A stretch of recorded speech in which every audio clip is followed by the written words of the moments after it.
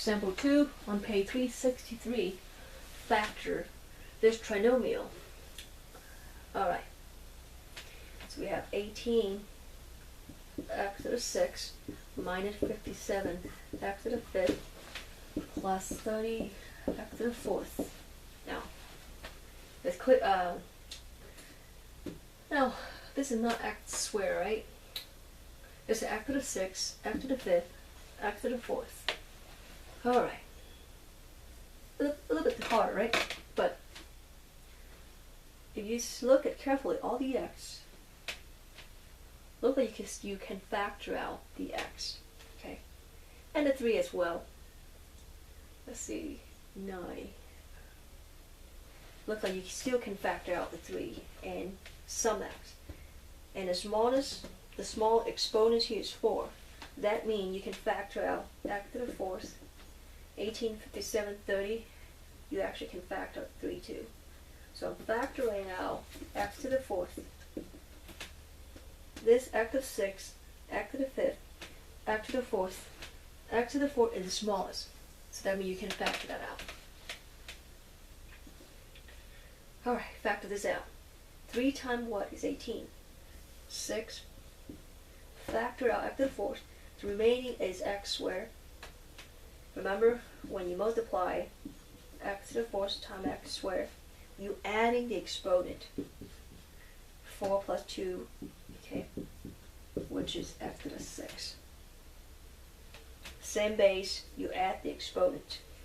That's why 4 plus 2 is 6. So I have it here, 3 times 6 is 18. X to the 4th times x squared is x to the 6th. Alright, next, 3 times what is 57?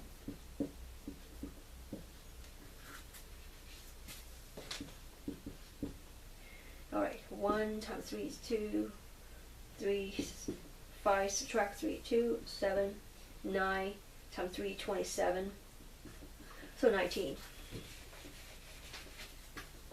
So 3 times 19, okay, is equal to 57.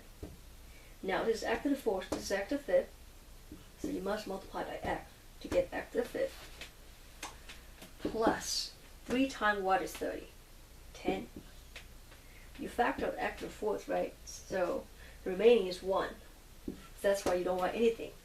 You can test, right? 3 times 10 is 30. X to the 4th. Alright. Now, start with this, with the exponent x to the 6th. Now just factor out. We see that the one inside here is x to the 2nd power. Alright? We get back to the format that we know, and familiar to, we know how to factor this format. Alright. Now, this is x squared. Your choice, you can use AC methods, you can use the full methods. I would use the AC methods for this example. Alright. This is pairs of factors. This is, let's see, sum of factors. Remember, this one is for the AC. This is for B, okay? What is AC? A is 6. A is 6. C is what? C is 10. So AC is 60. Now, what is B? B is a constant. Sorry, B is the negative 19. Okay, A is 6, C is 10. That's why A times C is 60. B is negative 19. Okay. Alright. Our goal is to find factor of 60 that when you sum them up, you get negative 19. That's the goal. Alright, let's see, 60. You can write this as 160. You can write it as 230. You can write it as 320. 15. How about 5? Yes, you can do it too. 65, 1, 2, so 512.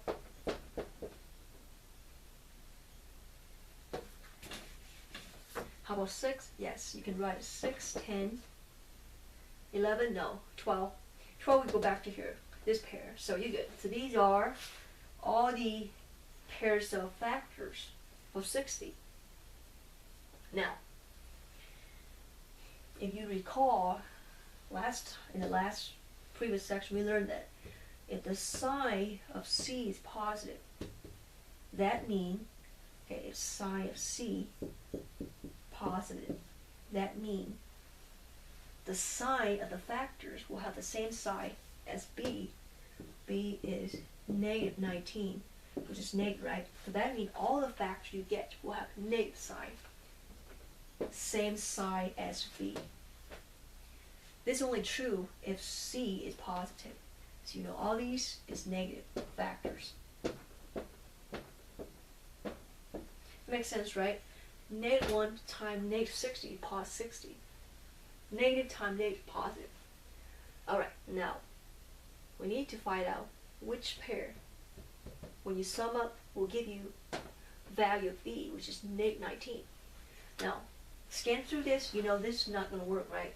1 and 6, negative 1 and negative 60, not going to work. Not this one. Because the difference between the two numbers is so huge. Not this. Not this. Very likely. You see that? Negative 4 plus negative 15. I would say yes for this K.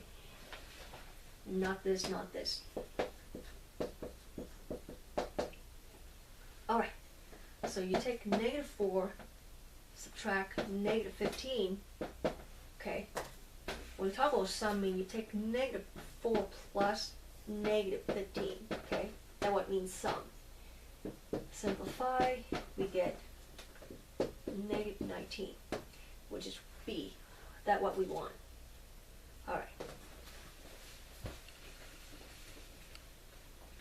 Using the AC methods, 3x to the 4th, the inside here, okay, you have x squared, negative 19x, which is negative 19, okay. We go to rewriting this negative 19x in terms of negative 4x subtract negative 15x. So I would have negative 4x negative 15x plus 10. Then you see that this term come from here.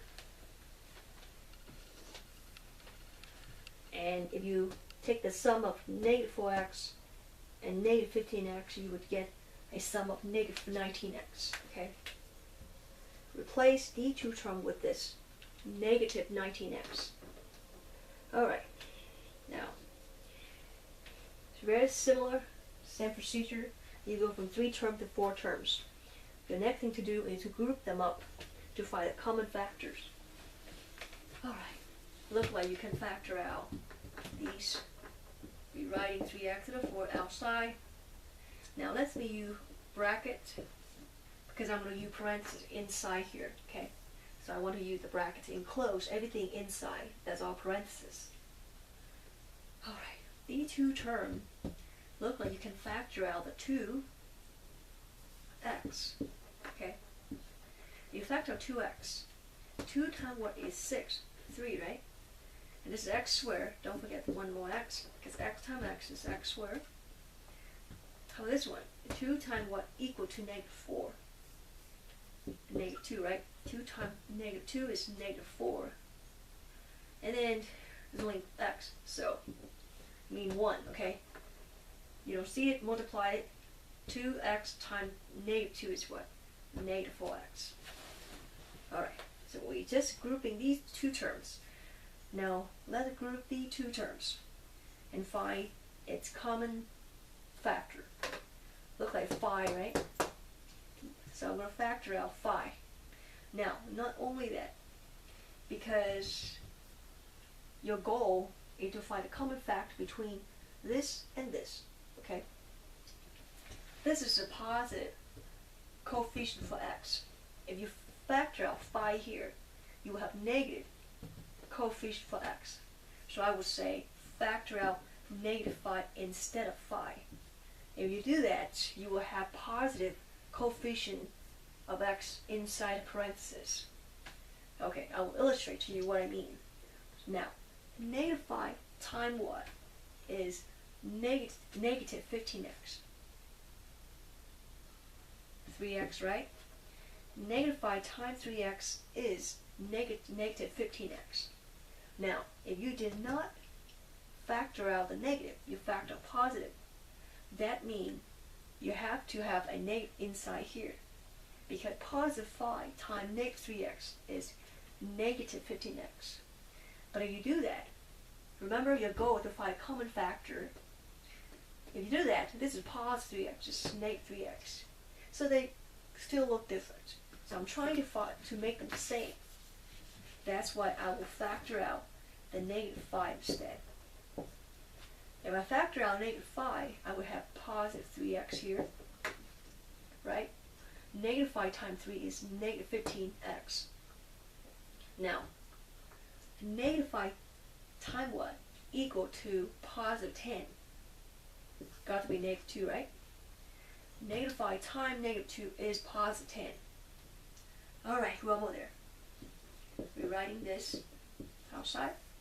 Look at that. You have between these two terms separated by the negative side. Between these two terms, 3x minus 2, 3x minus 2 is a common factor. Knowing that you can factor out 3x minus 2, what's remaining for the first term, which is 2x, what is remaining for the second term, negative 5. Okay. Now, basically, we're done because that's all you can factor. Okay. This is a factor. This is a factor. This is a factor. Again, you can write as this, or you can write the answer as 3x to the fourth times 3x minus 2 times 2x minus 5.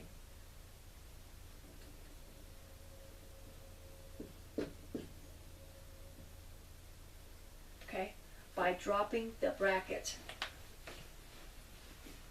So this is the answer for factoring number 2 using the AC method.